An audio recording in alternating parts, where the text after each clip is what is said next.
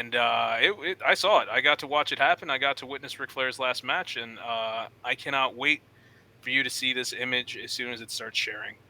So Yo, Bro, Jesus. that picture is like $1 million. My God, what did they do to him?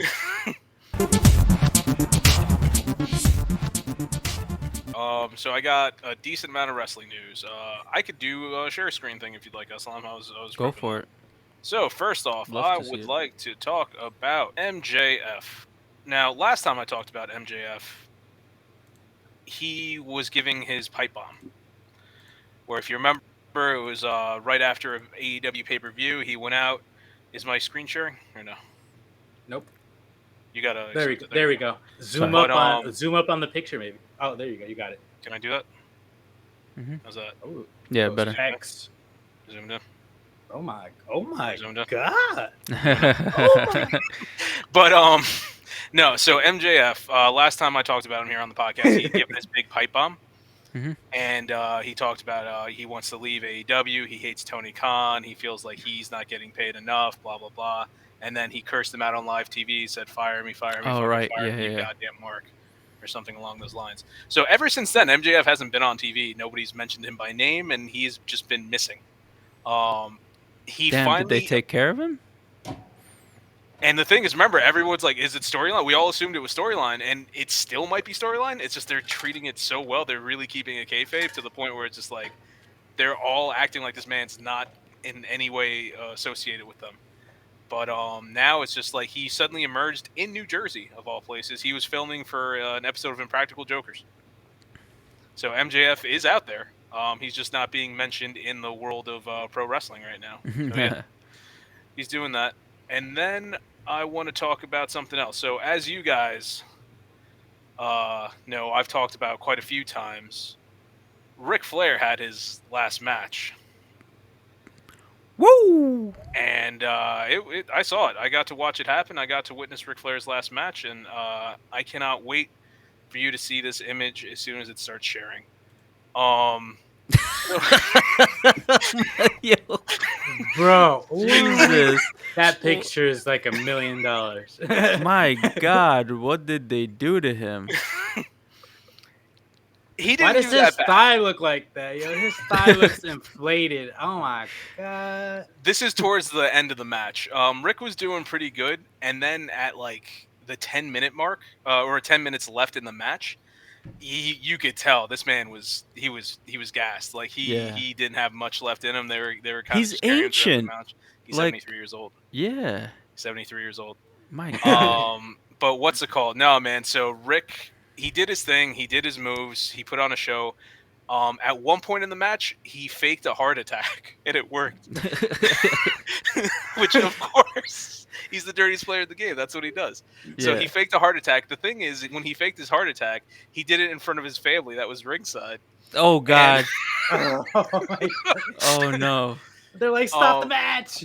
Yeah, that's the thing. It's like the guy who he was going against, Jay Lethal from Elizabeth, New Jersey, one of his opponents, was just like, he stops, like, oh my God, Rick, are you okay? Then Rick goes back and he attacks him. Like, everything's fine.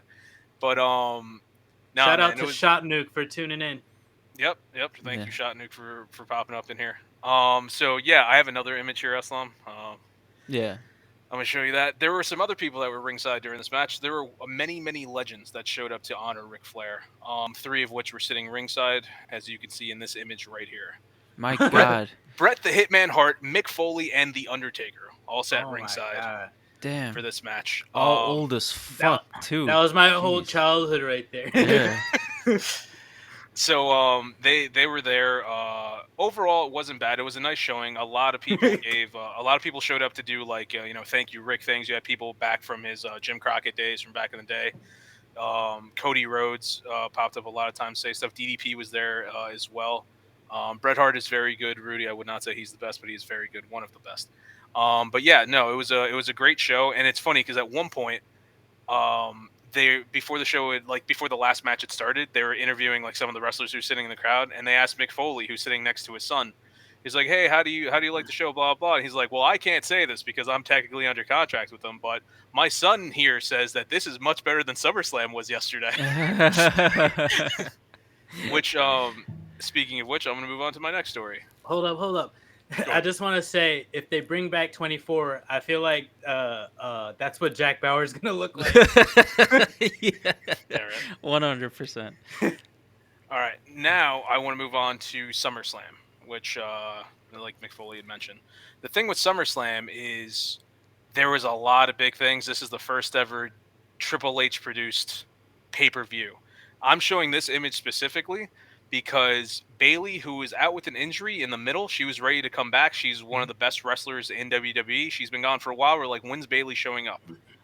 She shows up. Not only does she show up with Io Shirai, now known as Io Sky, the girl on the left, who was in NXT and was just gone. Arguably one of the best women's wrestlers in the world.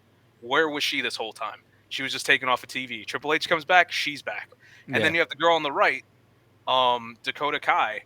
She was one of the people that got fired from WWE under Vince McMahon's regime. As soon as Triple H is put back in charge, boom, she's back. What And they about put that them guy all with the together. hat? They put them all together to form a brand new faction, which apparently Vince McMahon found, like they pitched it to him and he shut it down. He's like, "No, this is stupid. We're not going to do it." Yeah. Triple H does it. They come out and everybody loses their mind. This is one of the biggest moments in all of SummerSlam. The fact that these three have created a faction. You know Go what ahead, else talk is about the guy's hat. Come on. fucking huge? Yeah, that shit was so funny. I know. I just Rudy- wanted to get my point out before you yeah, guys talked about it. Rudy Go for it. was like, "That is that man has the strongest neck in the world with that hat." Like, my God, that is. Why You is see it the so little big? title. You see the little title on it. Yeah, yeah. That's I want to hilarious. I want to see Drake rock that in his next music video. Damn, that's funny, man. So another thing that had occurred during the SummerSlam pay-per-view is we got the main event, which was Roman Reigns versus Brock Lesnar for like the millionth time. But this time was entertaining. I can't remember the last time these two fought once in each other, and it was actually entertaining. So Yeah. there's a bunch of Google images I have here, so I'm going to just select one at random. There we go.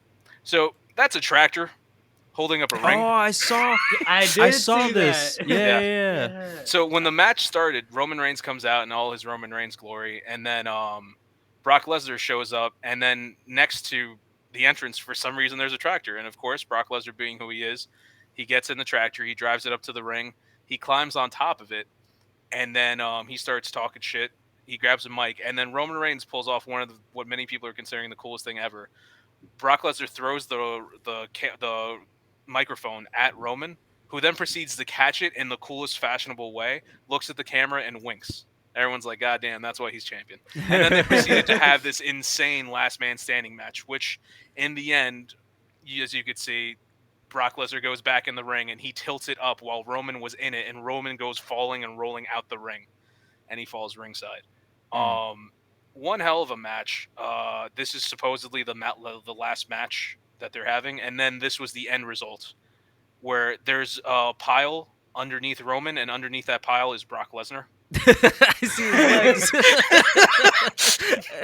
Man, Oh. skip leg day. Why his legs look so small, yo? Yo, I thought that I was a would- child. I would never be able to tell that was Brock. You know, I always picture Yeah. Brock as this like trolling, huge, hulking, like Yeah. orc type character. He's got fucking, I don't even know, some So like Rick and Morty legs. Yeah. So this was a last man standing match, meaning that the only way you could win is by keeping your opponent down for a count of 10. They kept on knocking each other down. They kept on getting up. And then Roman said, "Fuck it. I'm going to take everything I could find and put it on top of this man." And that's how he wins the match. So that was the main event, but there were a lot of highlights. Pat McAfee had another match. This was probably his worst match that he's had. Sorry, Rudy. But he was there. He did his thing. Logan Paul had a match as well, and the man killed it. Can't deny it. The man had one hell of a match. Of course, he was in there with The Miz. The Miz is somebody who knows how to make people look good. He's not the greatest wrestler, but he is one of the best sellers. He knows how to make people look good. And the last bit of wrestling news I would like to talk about, and you guys are going to enjoy this image as well, is Monday Night Raw following SummerSlam. So, Damn. face. Just look at that face. Look at that intensity. I love it. So- I love it. So I just want to talk about Monday Night Raw. Monday Night Raw has not been entertaining for the longest time because it's a 3-hour show. It's long. It's boring. Who cares? They focus on like what Roman's doing. This episode of Monday Night Raw, there was storytelling. I haven't seen this on Raw in years. There was actual storytelling. They Nice. focused on 4 main stories, and they were carried perfectly throughout the show. And you can truly see the effects of Triple H running the storylines, which thank God. You know what I'm saying? The thing is with Montez Ford, that guy right there, he's a tag team wrestler who people have been saying for years he's probably going to get moved into being a singles wrestler. So the man's been getting big, as you can see in this image. He looks kind of big. He used to just be like this little skinny dude, and he's been putting in work. He's been like getting all big and huge and everything, and he's proven that he's going to get that spot. So he's one of the people that looks like he's going to move forward. He's going to get a push, and we all know with Triple H going in there, if you put in the work, he likes pushing it. He likes pushing people who deserve it. So overall, wrestling's been good. I did not get a chance to see Dynamite, and I will cover more G1 Climax next week. I'm saving that. Ooh. So Nice. That's good. That's good. You can't all I got climax for my every wrestling. week, you know. That's all I got for my wrestling. Yeah. So has wrestling, just a sidebar, I guess. Have they? Do you mean wrestling or WWE? That confused the shit out of me. Wrestling? I don't know. Okay. With the one that changed their rating, Has that taken effect yet, or that's WWE. So what happened was Monday Night Raw. There was the rumor that they're like, yeah, we're going TV 14, and then it turns out that didn't happen. So they didn't go TV 14, but they just proved under Triple H's regime they don't really need to. At least, yeah. I mean, it always comes down to the writers. Even with any other show, regular show, it's like it's always the writing that carries. It's like the foundation of everything. Pretty Exactly. much, so. When he was running NXT was the best wrestling show in the world, and that wasn't a TV 14 rating. That was PG as well. But it was just so well written. It was done so well that that's why now seeing him not only have NXT, he literally has all of WWE under his regime now. We're already seeing the fruits of that. We're already seeing it work out. So I can't wait to see more of what WWE brings. Oh, it's cool, man. Good to see. Another side note. I love that response, Eslam. I appreciate it. No, that was the. I wasn't listening to anything you were saying. 100%. That's crazy. I was listening to what he was said. Like, well, that's cool, man.